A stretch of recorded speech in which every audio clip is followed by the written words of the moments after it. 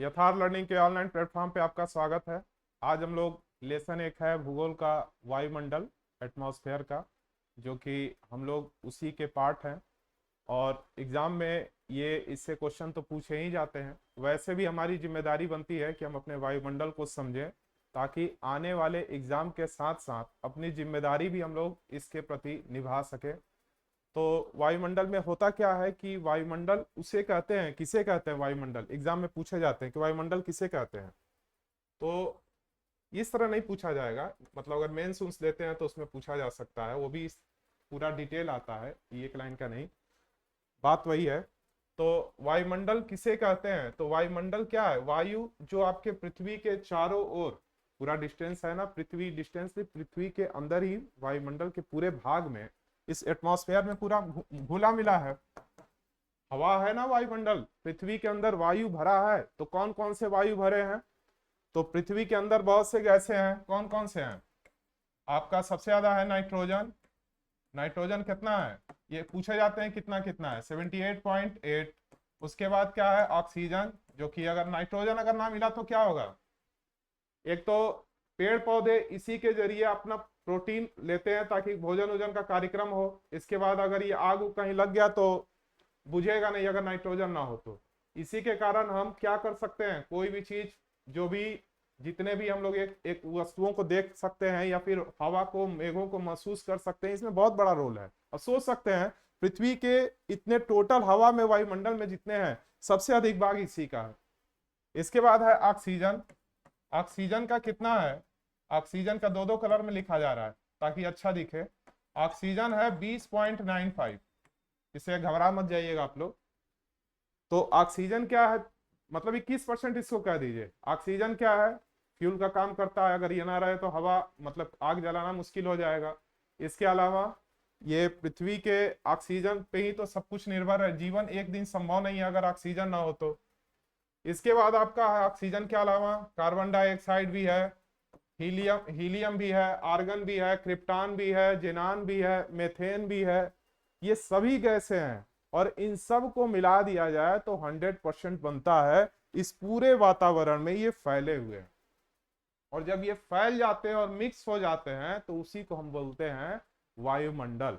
अगर ये टोटल पृथ्वी के द्रव्यमान की बात कर दें तो मैक्सिमम ये जो टोटल गैसें हैं, इसका 99% भाग, लगभग 99-98% भाग, केवल 30 से 35 किलोमीटर के रेंज में ही, पृथ्वी से, धरातल से 30 से 35 किलोमीटर के ही ऊपर है। बाकी बाकी जो हल्के हैं उसमें मिक्स जरूर है, लेकिन ज्यादातर आपकी हवा का, वायुमंडल का दबाव नीचे वाले भाग पर पड़ता है। अब इसमें जैसे पूछा जाता है कि ऊपरी भाग के अध्ययन को क्या बोलते हैं, वायुमंडल के ऊपरी भाग के अध्ययन को क्या बोलते हैं, तो इसको बोलते हैं एरोलॉजी। एरोलॉजी माने आयुर्विज्ञान। और अगर निचली भाग के अध्ययन को पूछा जाए, निचली परत के भाग के अध्ययन को क्या बोलते हैं, तो मेट्रोलॉजी, यानी ऋतु विज्ञान। वैसे भी ऋतु में नीचे ही कंडीशन हम लोग को समझ पाते हैं कि हाँ मौसम बदल रहा है। ऋतु एक अपने आप में ही लेसन है। इसके बाद अगर हम इसको लेयर में भाग करें, जैसे एक चीज और जान लीजिए, वायुमंडल में और भी कुछ चीजें हैं, जैसे जलवाष्प है, इसके बाद आपका ओजोन है, ओजोन के अलावा जलवाष्प है, धूल कण भी है। धूल कण के कारण ही बादल मेघों का निर्माण होता है, जिसमें ये धूल कण किसी से भी बन सकते हैं, राख है, इन पराग से, इन सब चीजों से। इसके अलावा जो जलवाष्प है, क्योंकि जलवाष्प और कार्बन डाइऑक्साइड, यही दो, जलवाष्प का इतना जरूरत है एक तरह से, जलवाष्प और कार्बन डाइऑक्साइड को मिलाया जाए, मतलब दोनों का इतना बड़ा रोल के रूप में मिलाया जाए, जिसके कारण पृथ्वी के नीचे के भाग नियंत्रित होते हैं, कंट्रोल होते हैं, यहाँ का टेम्परेचर बना रहता है। इसमें इन दोनों का रोल बहुत बड़ा है। इस एक चीज और है कि जो जलवाष्प हो गया और ये कार्बन डाइऑक्साइड हो गया, इसका कार्बन डाइऑक्साइड का रेंज ज्यादा नहीं है। कार्बन डाइऑक्साइड आपका अगर नीचे से, धरातल से देखें तो 30 से 32 किलोमीटर की ही दूरी पर है। 30 से 32 किलोमीटर कार्बन डाइऑक्साइड मिलेगा। नाइट्रोजन की बात करें तो 125 से 128 किलोमीटर की दूरी पर मिलेगा। इसके बाद ऑक्सीजन, ऑक्सीजन आपका 16 किलोमीटर, अगर ऑक्सीजन की बात कर दें तो धरातल से 16 किलोमीटर तक बहुत ज्यादा मिलेगा। उसके बाद 16 का ही टेबल पढ़ लीजिए, 64 किलोमीटर तक थोड़ा कम मिलेगा। और उससे ऊपर जाएंगे तो 120 से 125 किलोमीटर नगण्य मिलेगा, मतलब मिलेगा ना के बराबर मिलेगा। ऊपर एकदम चले जाएंगे लेयर में, अगर हम कहें बहिर्मंडल के पास, तो आपको हाइड्रोजन और हीलियम मिलेंगे, हाइड्रोजन और हीलियम। और इसी में बोले हैं कि वायुमंडल में ही आपके धूल कण जलवाष्प भी होते हैं। तो वही धूल कण में जब सूर्य का प्रकाश पड़ता है, जिसके कारण सूर्य कह रहे हैं आकाश क्या दिखाई देता है, नीला दिखाई देता है। प्रकाश के लेसन में पढ़े होंगे, प्रकीर्णन के कारण। तो इसको हम लेयर के रूप में बांटते हैं। लेयर के रूप में कैसे बांटा जाए, जैसे मान लीजिए ये पहला पार्ट है जिसको बोलेंगे क्षोभ मंडल। क्षोभ मंडल माने ट्रोपोस्फेयर। ये धरातल से पहला लेयर मिलेगा। अगर लेयर के रूप में पृथ्वी को ऐसे अगर देखा जाए, ऐसे, तो पहला लेयर का नाम है क्षोभ मंडल। नीचे से ऊपर हम लोग जा रहे हैं धीरे धीरे। तो क्षोभ मंडल का डिस्टेंस कितना है, 13 किलोमीटर तक। 12 से 13 एकदम फिट लेकर नहीं नापा गया है, ये एवरेज बात कही गई है कि इतना एक एवरेज है, ताकि वातावरण को समझा जा सके। तो क्षोभ मंडल का मतलब डिस्टेंस है 12 से 13 किलोमीटर के रेंज में नीचे से अगर आप जाते हैं तो ये क्षोभ मंडल का मिलेगा। और इसी क्षेत्र में ज्यादातर जितनी भी प्राकृतिक घटनाएं देखने को हमें मिलती हैं वो होती हैं, जैसे बरसात हुआ, आंधी हुआ, तूफान हुआ, ये चक्रवात हुए, जितनी भी चीजें देखने को मिलती हैं मैक्सिमम क्या इसी में होती ही हैं। इसके लिए ये क्षोभ मंडल है। अब इसी में आप क्षोभ मंडल के जस्ट ऊपर चलते हैं तो आपको मिलेगा समताप मंडल। समताप मंडल का डिस्टेंस कितना है, ये 12-13 तक हो गया। 13 से 50 किलोमीटर, 13 से 50 किलोमीटर अगर इसको हम देखें तो 13 से 50। इसी में समताप मंडल में ही 10 से 35 के बीच में ओजोन परत लेयर पाया जाता है। ओजोन भी ऑक्सीजन का ही एक पार्ट है। ओजोन लेयर पाया जाता है कहीं कहीं किसी किताबों में, और वैज्ञानिकों ने बताया, भूगर्भ शास्त्रियों ने, कि ओजोन को अलग रखा है। मतलब क्षोभ मंडल है, समताप मंडल है, और ओजोन मंडल को भी माना है इसी में समताप मंडल में। और ओजोन का मतलब क्या है कि सूर्य से जो अल्ट्रा रे मतलब उससे निकलता है परावैंगनी विकिरण जो मिलती है, रेडिएशन जो आता है, तो अगर वो डायरेक्ट सूर्य का प्रकाश नीचे अगर आ जाता है और ओजोन परत अगर आपके लेयर में, वायुमंडल में ना हो, तो क्या होगा, आपको कैंसर जैसी घातक बीमारियां भी हो सकती हैं। कभी कभी ये पूछता है कि ओजोन परत की मोटाई किसमें मापी जाती है, तो डॉप्सन में नापी जाती है, पूछा जाता है। तो ओजोन लेयर का बहुत बड़ा रोल है।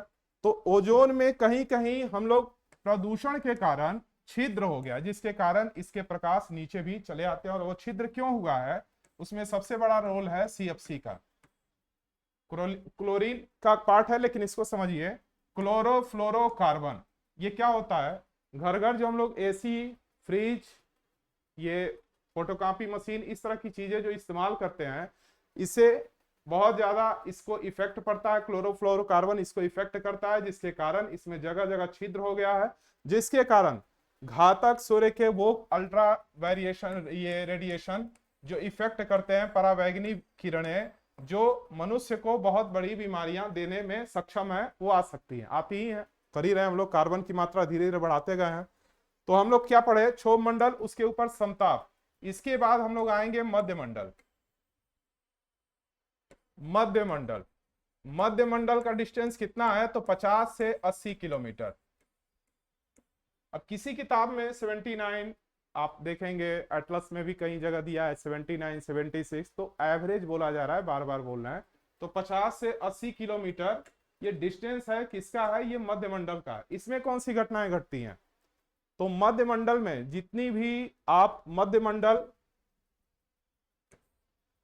मंडल में क्या होता है, 50 से 80 किलोमीटर के डिस्टेंस में, इसमें जो उल्का पिंड वाली घटनाएं हैं, बाहर से अगर कोई आती हैं, तो यहीं पर इसको खत्म कर दिया जाता है। एक तरह से संरक्षण वाला बात हो रहा है कि सुरक्षा मिलती है। इसके बाद मध्य मंडल के ऊपर अगर आप जाएंगे तो आयनोस्फीयर मिलता है, आयन मंडल। इसका डिस्टेंस है 80 से, अगर देखेंगे, अगर ऊपर बढ़ाते हैं तो 400 तक लगभग, थोड़ा इसकी लंबाई डिस्टेंस ज्यादा है।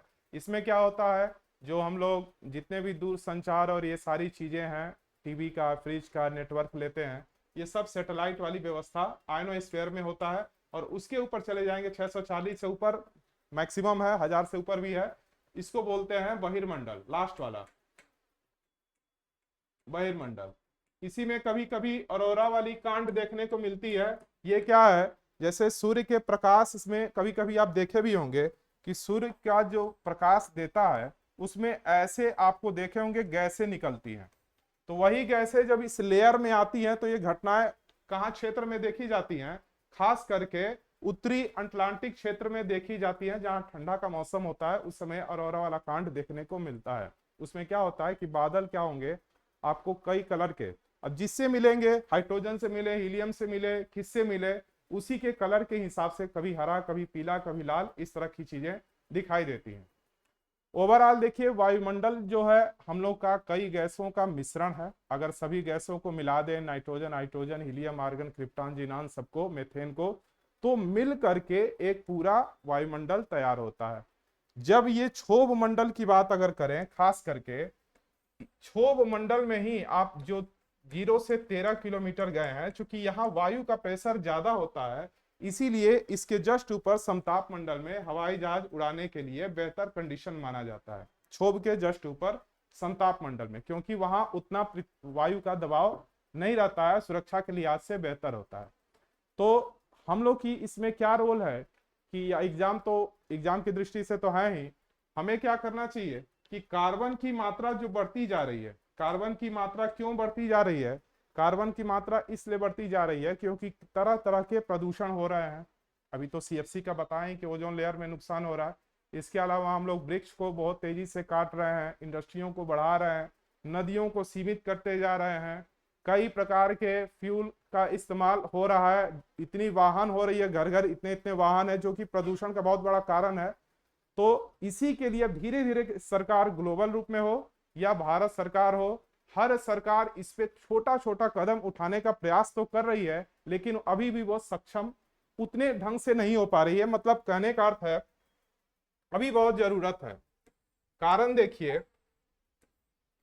ग्लोबल रूप में भी अगर देखा जाए तो अगर आप एसडीजी पढ़िए या फिर इसको लेकर जलवायु परिवर्तन सम्मेलन होता है, हर साल होता है, बैठकें होती हैं कि अब हम लोग नया नया डिसीजन लेंगे कि अब क्या करेंगे, पर्यावरण के पक्ष में कुछ नया फैसला लिया जाएगा ताकि इसके हित में काम किया जा सके, लेकिन संभव हो नहीं रहा है। कारण क्या है कि वृक्षों को, जंगलों को हम लोग बहुत तेजी से काटते चले गए। उसके बाद वाहनों का प्रयोग बहुत ज्यादा हो रहा है, जिससे इससे आप दिल्ली जैसे बड़े शहरों में देख लीजिए क्या है एक्यूआई लेवल, हवा का एयर क्वालिटी इंडेक्स जो निकालता है हर साल, हालत खराब हो जाती है। और उसी के चक्कर में आम आदमी पार्टी हार गई, एक तरह से कहा जा सकता है। तो देखिए, जंगलों को काटा जा रहा है, वायुमंडल को, फिर नदियों को तो हम लोग नाला बना दिए हैं। सभी नदियों को साफ करने के लिए, गंगा दूसरों को साफ करती थी, गंगा के लिए नमामि गंगे बना हुआ है। और केवल ये भारत की समस्या नहीं है, ये ग्लोबल समस्या है। वायुमंडल से केवल भारत थोड़ी ना इफेक्ट है, पूरा विश्व इफेक्टेड है। और इससे अगर प्रदूषण होता है, इसके अलावा हम लोग क्या कर दिए हैं, ध्वनि प्रदूषण हो, वायु प्रदूषण हो, सब। अब हम लोग कदम क्या उठा रहे हैं, धीरे धीरे वृक्षों को लगाने का प्रयास तो किया जा रहा है, लेकिन जगह है कहाँ, जगह जो था वही है, पहले ही से काट उठ के घर उर बनाया गया। कितना जगह है, सीमित एरिया है, उसी में चाहते हैं कि चीजें लगे, लेकिन एरिया उतना बचा नहीं है, जो बचा है उसमें लगाने का प्रयास किया जा रहा है। दूसरा है, आप इस समय इलेक्ट्रिक वाहनों का प्रयोग करने पर जोर दे रहे हैं। क्यों? क्योंकि पेट्रोलियम वाली चीजों से ज्यादा प्रदूषण होता है, तो उसको लेकर भी कदम उठाया जा रहा है। इसके अलावा न्यूक्लियर रिसर्च पर भी काम कम करना चाहिए। हर देश में देख रहे हैं कि डिफेंस सेक्टर में ज्यादा ही खर्चा हो रहा है। आम आदमी भी नदियों को लेकर, पानी को बर्बादी, छोटे छोटे कदम भी उठाने से हम अपने पर्यावरण के प्रति अच्छा कदम उठा सकते हैं। तो पर्यावरण की एक खासियत है, आप जानते भी होंगे कि पर्यावरण को अगर आप छोड़ दीजिए, अगर इसको, वातावरण को छोड़ दीजिए, तो ये अपने आप ही अपना सुधार करने में सक्षम है। तो व्यक्ति को क्या करना चाहिए कि हर लेयर पे, हर कदम पे, केवल सरकार का ही रोल नहीं है, इस पे व्यक्ति को भी करना चाहिए। रही बात एग्जाम के बच्चों के, अभ्यर्थियों के लिए, तो आप इसमें क्या पूछा जा सकता है कि क्षोभ मंडल हो या इसका डिस्टेंस कितना है। क्षोभ मंडल, ये घटना अगर पूछा हवाई जहाज की उड़ने की, कौन से लिए मंडल सबसे बेहतर होगा, तो बोलेंगे समताप मंडल है। बारिश उरिश वाली घटनाएं कहाँ होती हैं? तो क्षोभ मंडल में होती है। ओजोन परत की मोटाई किसमें मापी जाती है? डॉप्सन बोलेंगे। उत्तरी उत्तरी जो उत्तर वाले क्षेत्र हैं उसके अध्ययन को क्या बोलते हैं? तो एरोलॉजी बोलते हैं। नीचे वाले को मेट्रोलॉजी बोलते हैं।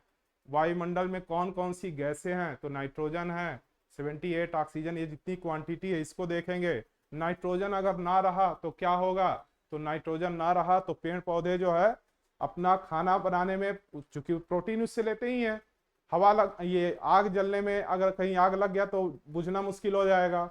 ये बहुत से इफेक्टेड है, चूंकि आप सोच सकते हैं पूरे द्रव्यमान का सबसे ज्यादा रोल उसी का है। उसके बाद ऑक्सीजन आ रहा तो जीवन ऐसे ही संभव नहीं है। कार्बन डाइऑक्साइड भले ही खराब माना जाता है, लेकिन अगर ये ना रहा तो हालत खराब हो जाएगा, क्योंकि कार्बन डाइऑक्साइड और जलवाष्प इन्हीं दोनों का रोल है जिसके कारण पृथ्वी का टेम्परेचर नीचे का भाग गर्म बना रहता है, लेकिन इतना भी ज्यादा गर्म ना हो जाए कि ऊपर का ग्लेशियर ही पिघल जाए। ठीक, तो हम लोग वही काम कर रहे हैं। कार्बन डाइऑक्साइड बहुत जरूरत है, 0.036% के आसपास है भी, लेकिन इतना ही काफी है। लेकिन सभी गैस अपनी जगह पे जितनी भी हैं, ये वायुमंडल में जितनी भी गैसें हैं सब अपने स्थान पे नियत हैं। तेजी से कौन बढ़ रहा है? Carbon dioxide. और इसके बढ़ने से क्या हो रहा है? कार्बन की मात्रा जब बढ़ रही है तो ग्लेशियर पिघल रहा है इधर का, जिससे आने वाले समय के लिए भी खतरा है और वर्तमान में तो है ही। इसके बाद आर्गन है, मेथेन है, इन सब का भी रोल है। ज्यादातर हाइड्रोजन और हीलियम जो पाया जाता है एकदम बहिर्मंडल में पाया जाता है, लास्ट वाले स्टेज पे पाया जाता है, क्योंकि वो हल्की होती हैं। तो वायुमंडल के लेसन को आप क्या करेंगे, पूरा एक पेज लिया जाता है उसमें तैयार करके, जितना चीजें हैं उसमें अभी बहुत सी चीजें, इससे क्वेश्चन भी बनते हैं। अगले किसी सेशन में उसको क्वेश्चन केवल लिखा जाएगा, आप इसको पढ़िए और इसको तैयार करिए। चलिए ठीक है।